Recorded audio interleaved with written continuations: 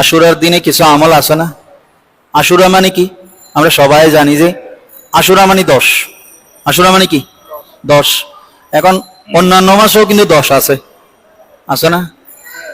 কেন সফর মাসে 10 নাই? রবিউল আউয়াল মাসে 10 নাই?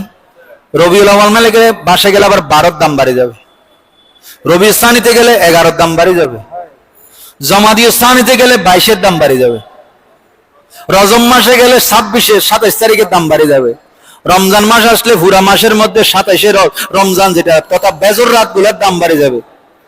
এভাবে ঈদের মাস আসলে ঈদ উল ফিতরের রাতের দাম বেড়ে যাবে, কোরবানি আসলে প্রথম 10 দিনের 10 রাতের দাম বেড়ে যাবে। কারণ কেন? কারণ এই রাতগুলোর সাথে এই দিনগুলোর সাথে আল্লাহ পাক এমন কিছু ঘটনা আল্লাহর কুদরতি ভাবে সেটিং করেছেন যে ঘটনাগুলোর তাজিম করাই হচ্ছে মুত্তাকির লক্ষণ। জোরে বলেন সুবহানাল্লাহ। তো এখন আশুরা, আশুরা হচ্ছে আল্লাহ সর্বপ্রথম সৃষ্টি করেছেন আশুরার দিনে। জমিনকে সৃষ্টি করেছেন আশুরার দিনে। জমিনের মধ্যে আল্লাহ পাক প্রতিনিধি পাঠিয়েছেন আদম আলাইহিস সালামকে আশুরার দিনে। জান্নাতের মধ্যে আদম আলাইহিস সালামকে তৈরি করেছেন আশুরার দিনে। জান্নাতে মা হাওয়া এবং হযরত আদম আলাইহিস সালামের বিবাহ শাদী হয়েছে আশুরার দিনে। হযরত আদম আলাইহিস সালাম দুনিয়াতে এসেছেন আশুরার দিনে। 350 বছর কাঁদার পরে আদম আলাইহিস সালামকে আল্লাহ আবার সেই রহমতের দরজা খুলে দিয়েছেন, কাছে টেনে নিয়েছেন আল্লাহ পাক সেই আশুরার দিন আরাফাতের ময়দানে। জোরে বলেন সুবহানাল্লাহ।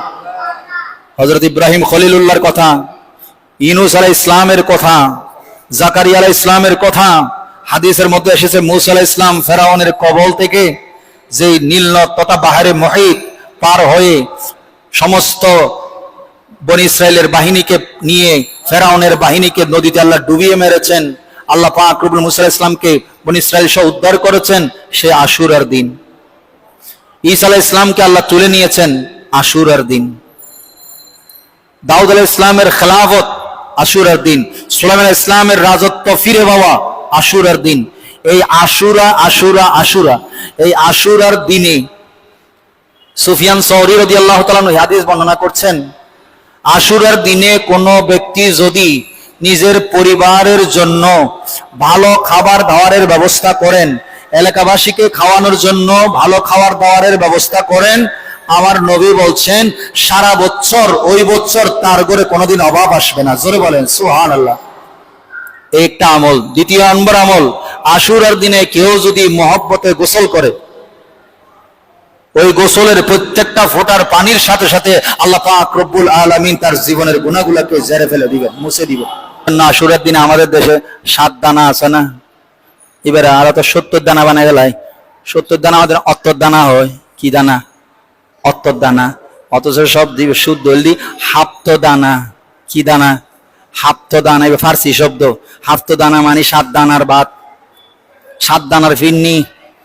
যাই হোক, আপনি যেটাই করেন পরিবারকে ভালো সুন্দর উত্তম খাবারের ব্যবস্থা করবেন, এতিমের মাথায় হাত বোলাবেন, এতিমকে সহযোগিতা করবেন।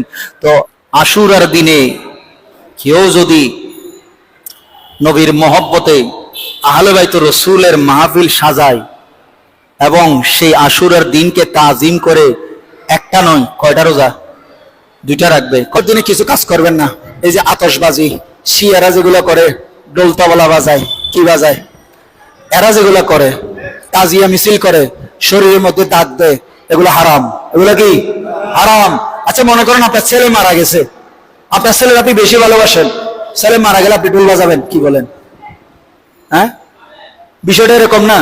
ইমাম হোসেনকে ভালোবাসে, ইমাম হোসেন শহীদ হয়ে গেছে, আর সেটার অনুষ্ঠান পালন করতেছে, কি বাজায়? ডোল বাজায়। এটা বলে শোক দিবস, এটা বলেন হোসেনের ভালোবাসা।